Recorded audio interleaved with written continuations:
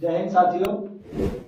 First class में आपका फिर से एक बार स्वागत है। इस वीडियो में मैं क्लास 8 का प्रथम पाठ, संस्कृत का प्रथम पाठ मंगलम लेकर के आया हूं। तो आज हम लोग वर्ग 8 का जो ये दो श्लोक है इसको देखेंगे, है ना। तो ये दो श्लोक पे जाने चलने से पहले हम लोग थोड़ा चर्चा कर लेते हैं इस पाठ के बारे में। यह पाठ जो है वो मंगलम है। मैं पहले के वीडियो में बता चुका हूं कि कुछ भी शुरुआत करने से पहले मंगल आरती की जाती है या मंगल वासना की जाती है या भगवान को याद किया जाता है, विनती किया जाता है, जो भी चीजें आप कहिए। तो उसी के हिसाब से हम लोग क्लास 8 का जो प्रथम पाठ है उसको देखते हैं। इसमें बोल रहा है उपसर्ग और आदि संधि का प्रयोग किया है। तो उपसर्ग और प्रत्यय, संधि, ये सब जो मैं आपके लिए विशेष व्याकरण का क्लास लेके आऊंगा तो उसमें मैं आपको दिखाऊंगा कि उपसर्ग क्या है, प्रत्यय क्या है, संधि क्या है, संधि कितने प्रकार के होते हैं, और भी बहुत सारी चीजें, कारक, समास, संज्ञा, संधि, सब कुछ मैं हिंदी का व्याकरण क्लास में स्पेशल उसके लिए अलग से वीडियो बनाऊंगा। बोल रहा है आपका ये बुक है, क्लास देख सकते हैं आप, क्लास 8 का संस्कृत का बुक है। इसका पहला पाठ है मंगलम, है ना। प्रथम पाठ इसका जो मंगलम है। तो इसमें बोल रहा है कि भारत की प्राचीन परंपरा रही है कि मंगल आचरण से ही कोई महत्वपूर्ण कार्य आरंभ होता है। मैं पहले भी आपको ये बताया कि हमारे देश की प्राचीन ही परंपरा रही है, हमारे देश की सबसे पहले ही परंपरा रही है कि कोई भी चीजों की शुरुआत, किसी भी चीज की शुरुआत करने से पहले हम लोग मंगल आरती, मंगल आचरण करते हैं। कुछ विद्वानों ने तो कार्य के आदि, मध्य और अंत में भी मंगलम करने की बात कही है। कुछ विद्वानों ने तो ये भी कहा है कि कार्य शुरू किए फिर भी मंगल आरती होनी चाहिए, बीच में होनी चाहिए, मध्य मतलब बीच में, और अंत में कार्य जो है समाप्ति करने के बाद भी मंगल आरती होनी चाहिए। मंगलम के अंतर्गत प्राय आराध्य देवताओं या गुरुओं की वंदना, प्रभु प्रार्थना अथवा कार्य की सफलता की शुभकामनाएं की जाती है। जो मंगल आचरण किया जाता है इसमें क्या किया जाता है, तो मंगल आचरण में जिस देवता को आप मानते हैं, आराध्य मतलब पूजनीय, जिनको आप पूजते हैं उनकी पूजा की जाती है, या जिन गुरु को मानते हैं उन गुरु की पूजा की जाती है, या इन सब के साथ साथ जो कार्य हम शुरू करने जा रहे हैं उसके प्रति शुभकामनाएं हमारे लिए हो, उस चीज की चर्चा की जाती है मंगल आचरण में, है ना।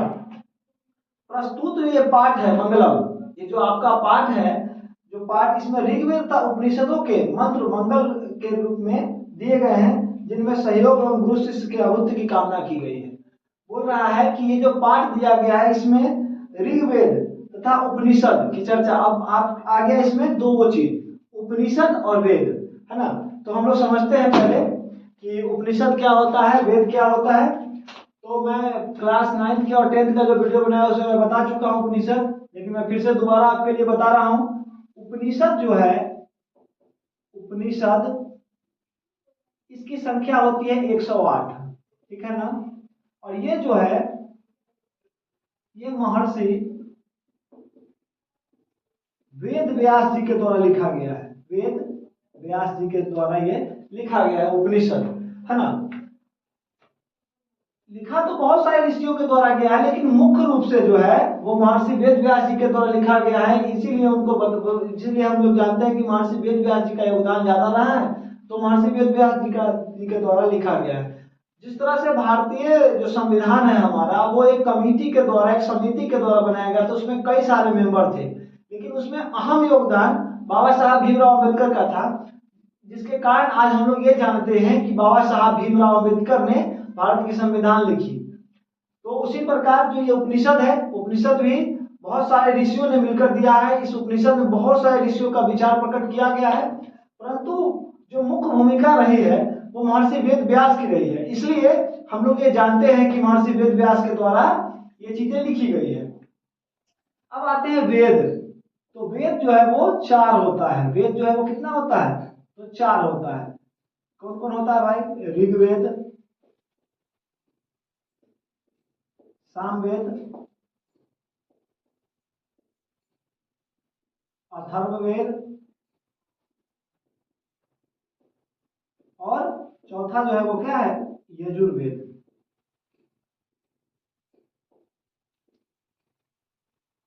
है ना। यजुर्वेद। तो ये 4 वेद हैं। तो इस जो पाठ है ये आपका जो मंगलम पाठ है, इस पाठ में चारों वेदों के अंतर्गत और उपनिषद से लिया गया ये दोनों श्लोक है, जिसमें गुरु शिष्य के बीच की कामना की गई है कि गुरु शिष्य के बीच का जो संबंध है, रिलेशन है, उसकी कामना की गई है। तो इस तरह से हमने इस चीजों को देख लिया है। अब हम लोग ये जो यहाँ दी गई श्लोक है, उन श्लोकों को एक एक करके पढ़ेंगे और हर एक शब्दों को हम समझने की कोशिश करेंगे, उसका हिंदी समझेंगे। क्योंकि आपके संस्कृत में हिंदी जानना इसलिए जरूरी है आपके चैप्टर का, क्योंकि अब जो एग्जाम होता है, जो परीक्षा होता है, उसमें संस्कृत के परीक्षा में ज्यादातर प्रश्न जो है वो संस्कृत भाषा हिंदी भाषा में पूछे जाते हैं। इसलिए जरूरी है कि आप चैप्टर का पूरा हिंदी समझें। और जब आप हिंदी समझ जाते हैं तो उस स्थिति में क्या होता है कि आप प्रश्न को बड़े अच्छे ढंग से समझते हैं और फिर उसको अच्छे ढंग से बना पाते हैं, डील कर पाते हैं। तो इसलिए हमारा ये मानना है कि हम संस्कृत जब पढ़े तो सबका हिंदी जाने, ताकि हमारा क्या हो, हिंदी करने में आसानी हो। चलिए हम लोग पहला जो इसका श्लोक है उसको देखते हैं। शंकस्त्वं संबद्धं शंभो मनाशी जानताम देवा भागम यथा पूर्वे सज्जनाना उपासते। इसको समझते हैं। संकस्त्वं मतलब तुम साथ चलो, संबद्धं मतलब तुम साथ में बोलो, शंभो मनाशी जानताम एक ही चीजों में एक ही चीज हो, उसमें सब लोग एक साथ मिलकर कोई भी चीज पे चर्चा करें, कोई भी चीज को सोचिए, समझिए, उस पर चर्चा कीजिए। मतलब साथ रहने की बात की गई है। किसी भी मुद्दे पे हम जब साथ होते हैं तो बहुत ज्यादा हमें ताकत मिलती है ना, वो चीजों की चर्चा की गई है। देवा भागम यथा पूर्वे सज्जनाना उपासते। जिस तरह से प्राचीन समय में जो महान पुरुष होते थे, जो देव हुआ करते थे, वो जो थे वो अपने हिस्से का ही अन्न ग्रहण किया करते थे, या कोई भी चीज वो अपने हिस्से का ही ग्रहण किया करते थे। उसी प्रकार बोल रहा है कि आज के समय में जो सज्जन है, सज्जन पुरुष है, उनको भी इसी तरह से काम करना चाहिए। अपने भाग्य का ही योग्य चीजों को मिलजुल कर भोग करना चाहिए या मिलजुल कर उसका उपयोग करना चाहिए। तो पहला जो आपका श्लोक था इस तरह से कंप्लीट हो गया है ना। और पहला जो था ये आपका कंप्लीट हो चुका है। दूसरा श्लोक हम लोग देखते हैं। शह नावतु शह नौ भुनवतु शह वीर्यम करवावहे। बोल रहा है कि हम दोनों का भगवान समान रूप से रक्षा करे। अब हम दोनों कौन, हम दोनों का मतलब कौन, तो हम दोनों का मतलब इस पाठ में गुरु शिष्य का बात किया जा रहा है ना। हम दोनों मतलब गुरु शिष्य। तो बोल रहा है कि भगवान जो है वो हम दोनों की एक साथ रक्षा करे, है ना। हम लोग जो है वो एक साथ किसी भी कार्य को करें, कोई भी परिश्रम करे, कोई पुरुषार्थ करे, वो हम लोग एक साथ करें। तेजस्वी नावधीतमस्तु मां विद्वैस्वाहे। जो चीजें हम पढ़े, जो ज्ञान हम अर्जित करें, उससे हमारा समान रूप से तेजस्वी जो है हमारा तेजस्वी जो है वो तेज फैले, है ना। मां विद्वैस्वाहे, हम दोनों में कभी भी द्वेष की भावना, जलन की भावना, ईर्ष्या की भावना नहीं हो, है ना।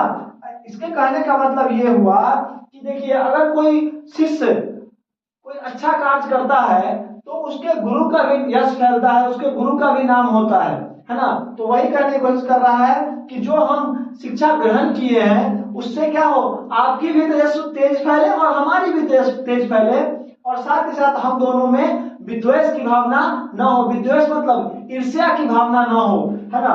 तो आपका जो क्या बोलते हैं वर्ग 8 का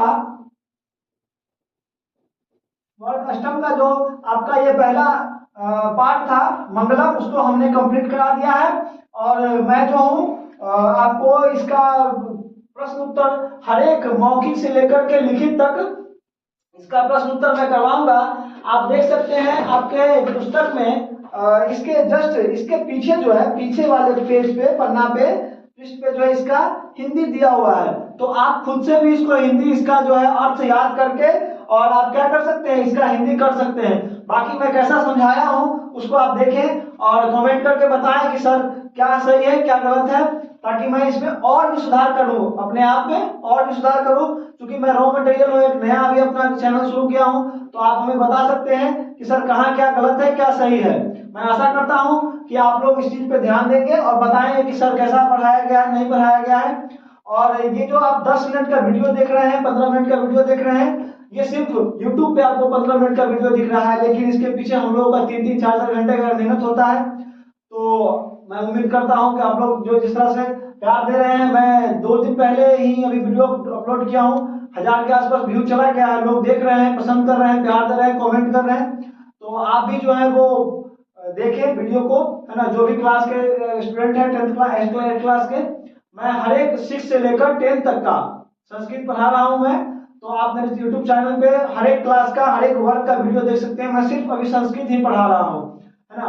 तो ये 15 मिनट के पीछे हमारे पूरे टीम का 4-5 घंटे का मेहनत होता है।